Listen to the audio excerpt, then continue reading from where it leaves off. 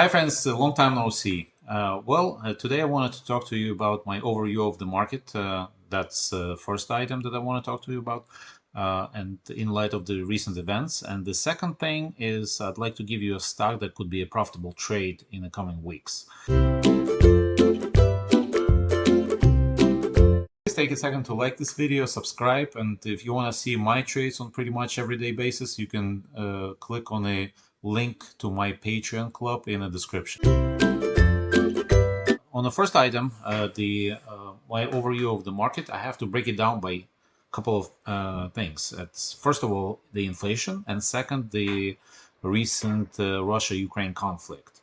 As you know, the inflation is unbelievable right now. The prices like for food, gas, it's like rising like crazy, and this disparity between rising prices and wages, slower rising wages, create a problem for consumer. So Fed is acting right now finally, because I thought that Fed was behind on inflation, and they said that they will raise rates, Fed overnight lending rate 7 times this year. So they did it once already. They hiked the rates by a quarter point, and they will be doing 6 more times this year.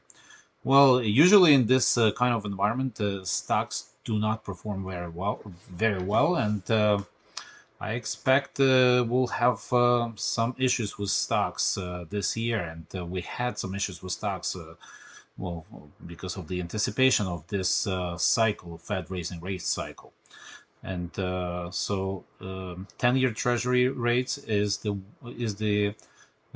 things that the investors watch the most, and these rates are climbing, and that's not good news for stocks, because this means that consumers are lending at a higher rate, and that slows down the economy basically.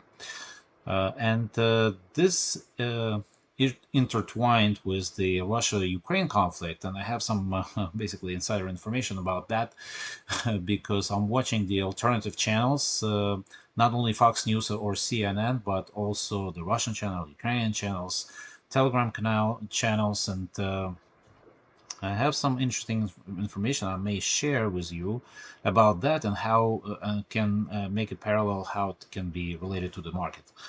So right now, Ukraine, as you know, the Russian forces attacked Ukraine on February 24th, and the invasion pretty much has stalled because of the Ukrainian forces stopping the Russian forces near major cities, and pretty much only one city was Kherson was captured, and all the other major cities were not captured, but some of them are encircled, and fighting is going on. But it was very unexpected to the West, and West expected, and as Russians, that Ukraine would be conquered pretty much in 48 hours. But the resistance of Ukrainian forces, with the help from the West, military help and sanctions help, actually stopped the Russians. And but if West helped the Ukraine more, Ukraine actually could be winning this war, unbelievably so, but they could be. All Ukraine needs is right now to counterattack is heavy armory. They need planes, tanks, heavy weapons, and that's what West doesn't want to give them for some reason, because they're afraid of the guy sitting in Kremlin, that he's gonna push the red button, and we're gonna be in a nuclear conflict, pretty much. And this is also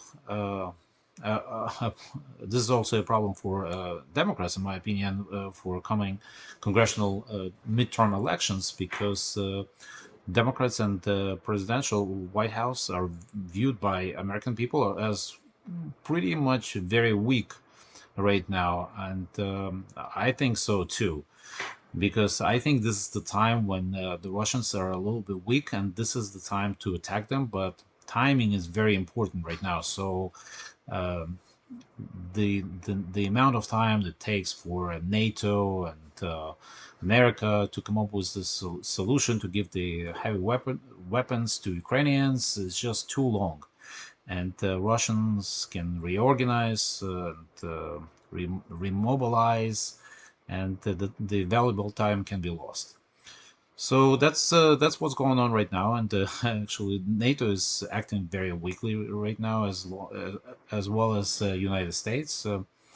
And there is actually a joke going in Ukraine at this point of time that if Russia attacked one of the NATO's country, member NATO country, then in response, NATO would just exclude this country from NATO. So that's just how, that's how they view NATO right now. But in any case, the because of this conflict, the prices for gas and all other commodities like steel and aluminum and actually basically oil, natural gas are all like sky high. And actually, I think the oil prices could be going higher because if all the countries of Europe decide not to buy Russian oil, then oil WTI would probably cost like 150, $160 per barrel, which is unbelievably high. And that's what Americans don't want to do. Basically, that's what White House is afraid of. That the price for oil and gas, natural gas, would be sky high, and it would be prohibited at the pump. So bottom line is, about a month ago, the market was very oversold. The mood was very bearish, and I saw the commentators on like CNBC and Bloomberg saying that we need more, final swoosh down. And I thought that the final swoosh down was there. The bottom was reached two times, basically a double bottom, and we're very negative at that time, and that's why they rallied for the past few weeks. But I think to sustain the long-term rally, we need this Russian conflict, Russian-Ukraine conflict, to be resolved, at least somehow partially, but resolved, and we need to inflation to subside. So, in my opinion, we'll still have a few good weeks on the market where the stocks will still go higher for a couple more weeks. But in the middle of April, I would start selling because the Fed will continue to be aggressive because of the inflation, and I actually don't anticipate this Russia-Ukraine conflict to end very quickly. So that's my view on the market right now. And let me give you a second item is the stock that I think could be a winning trade in the weeks to come.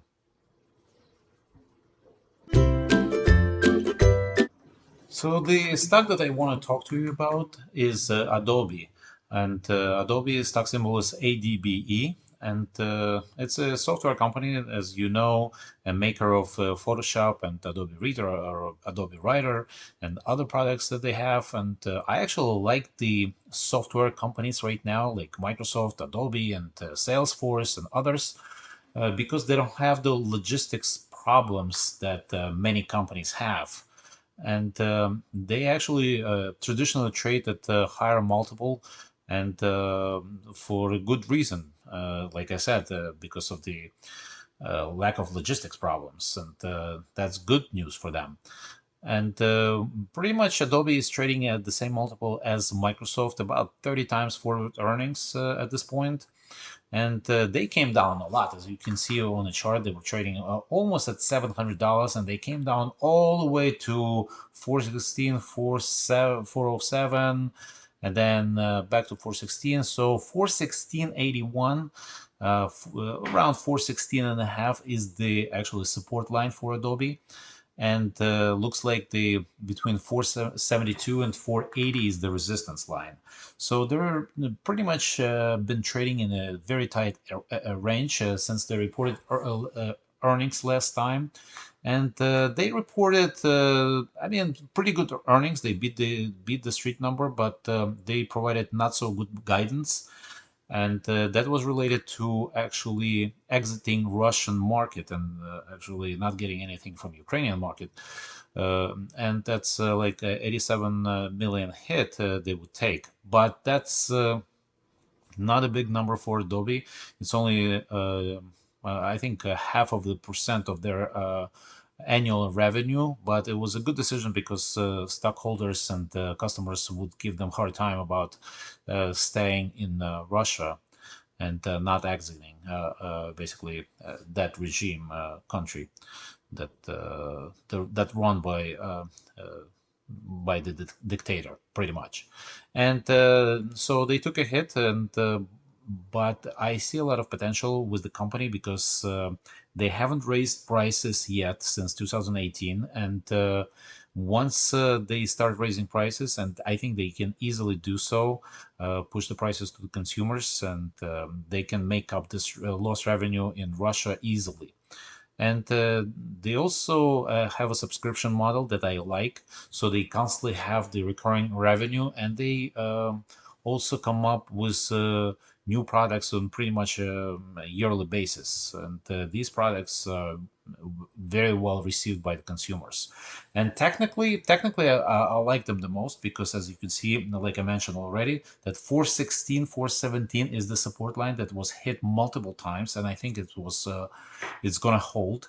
And right now, as you can see, there's a W pattern formed. And if Adobe can break the resistance of 472, $480, I think it can go to all the way to the next resistance points, which is around $540, which I think can be a very attractive opportunity, in my opinion, in the coming weeks. So I think that as market is still recovering from the recent sell-off that happened like a month ago, Adobe have the opportunity and has the potential to actually gain some ground and up to $540. And if it breaks $540, it can actually go even higher than that. But the first goal is this line, the yellow line that I'm showing here on the chart. Not good news with the 50-day moving average crossing to 100-day moving average, as you can see here. But in general, I see a lot of positive things for Adobe, and I think it could be a profitable trade in the coming weeks.